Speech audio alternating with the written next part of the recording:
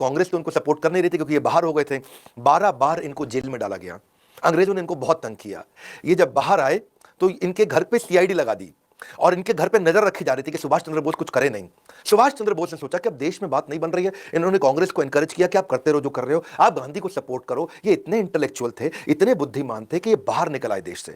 इन्होंने मन सोचा कि मैं देश से बाहर निकल करके मैं क्यों नहीं ग्लोबल अलायंसेस बिल्ड करूं, ग्लोबल जियोपॉलिटिकल एडवांटेजेस लेके आऊं। मेरी बात सुनना ध्यान से, उस समय वर्ल्ड वॉर 2 में ना 2 तरह की लड़ाइयां थी, एक था एक्सिस अलायंस, एक अलाइड पावर। एक्सिस अलायंस में कौन था? Germany, Italy, Japan. ये वर्ल्ड वॉर 1 में भी हारे थे, 2 में फिर इकट्ठे आ गए। अलाइड पावर में कौन था? वहां पे था भाई इंग्लैंड, फ्रांस, पोलैंड, यूएसए और सोवियत यूनियन। ये एक साथ थे, ये वर्ल्ड वॉर 1 में भी जीते थे, ये दोबारा एक साथ आ गए थे। अब इन्होंने सोचा कि दूसरा वर्ल्ड वॉर शुरू हो गया है और भारत के अगेंस्ट है ब्रिटेन। ब्रिटेन है अलाइड पावर।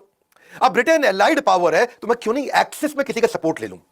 तो ये बाहरी ताकतों से समर्थन लेने के लिए गए। इन्होंने सोचा सही मौका है, इससे मैं दुश्मन अभी उलझा हुआ है, कमजोर है, मुझे बाहर निकल जाना चाहिए। प्लान बनाना शुरू कर दिया और प्लान बनाने के लिए इन्होंने अपने एक दोस्त थे इनके, मियां अकबर शाह, उनको टेलीग्राम भेजा पेशावर में और उनको पेशावर से कोलकाता बुला लिया कि भाई आओ मेरी मदद करो। और मियां अकबर शाह को उन्होंने बोला, जो आज पाकिस्तान में पड़ता है, कि भाई तुम मुझको किसी तरह से काबुल ले जाओ, मैं काबुल के रास्ते उस रूस में जाऊंगा। यूएसएसआर हुआ करता था, अभी आज तो रशिया है। तो अपने भतीजे शिशिर थे इनके, उनकी मदद से इन्होंने गाड़ी लिया। गाड़ी में सीआईडी से बचते बचाते पिछली सीट के नीचे लेट के दब के छुप के ये निकले। वो उन्होंने उसको कलकत्ता से धनबाद छोड़ा, धनबाद से इनको काबुल और काबुल से मॉस्को जाना था। अरे जुगत लगा के सुभाष चंद्र बोस जर्मनी पहुंच गए हिटलर से मिलने के लिए।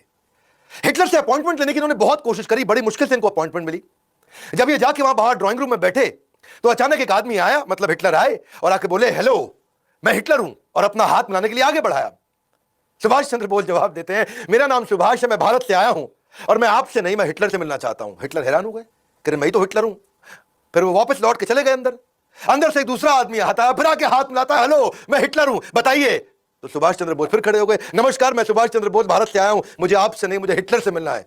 सब हैरान हो गए, अरे ये क्या चक्कर है, हिटलर तो आए मिलने के लिए। सुभाष चंद्र बोस ने मना कर दिया मिलने के लिए, बोले मैं हिटलर से मिलना चाहता हूं। अब 3-4 जब लोग आए और सबको उन्होंने बोल दिया मैं आपसे नहीं, मैं हिटलर से मिलना चाहता हूं, तो हिटलर ने असल में अपने 4-5 बहरूपिये बना रखे थे, उसको अपनी जान का खतरा रहता था।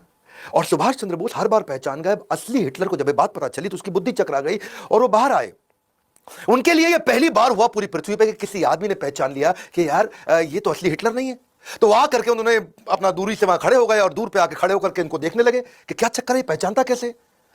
तब सुभाष चंद्र बोस खड़े हो गए और दूर से खड़े होकर हिटलर उनको बोले कि बताइए क्या बात है, क्यों मिलना चाहते हैं।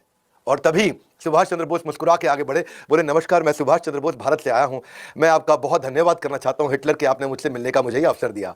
हिटलर हैरान, क्या पहचान गया ये? अब बिल्कुल ठीक पहचाना। पूछा कि भाई तुमने मुझे पहचाना कैसे? सारी बात छोड़, पहले ये बताओ पहचाना कैसे? आज तक दुनिया में कोई पहचान नहीं पाया। मेरे यही सारे कॉपी जो मेरे हिटलर के होते हैं, ये दुनिया भर में घूमाते हैं, सारे काम कराते हैं, तुमने पहचान लिया। तो तभी सुभाष चंद्र बोस बोले कि भाई मैं आपसे मदद मांगने आया था, मैं आपके चौखट पर आया हूं और आपका स्वभाव थोड़ा गर्वात्मक होना चाहिए, थोड़ा गर्व वाला होना चाहिए।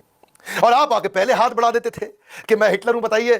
तो मैं उसी से समझ गया कि हिटलर के पास एक किसी पराधीन देश से, भारत जो कि परतंत्र है, वहां से कोई मदद मांगने आया। तो आपके चेहरे में वो गर्व नहीं दिख रहा था, तो आपके जो कॉपी थे वो राइट बिहेवियर नहीं डिस्प्ले कर रहे। और हिटलर की बुद्धि चकरा गई, बोला ऐसा इंटेलिजेंट आदमी कभी नहीं देखा, इसको क्या बोलते हैं एक्यूरेट जजमेंट। और इसके बाद इस मुलाकात से हिटलर इतना प्रभावित हुआ कि जो युद्ध बंदी इन्होंने बना रखे थे, युद्ध बंदी जो 4000 इन्होंने अंग्रेजों से जीते थे, उनको उन्होंने फ्री कर दिया और वो वहां से आजाद हिंद फौज में ज्वाइन किए नेताजी सुभाष चंद्र बोस के साथ।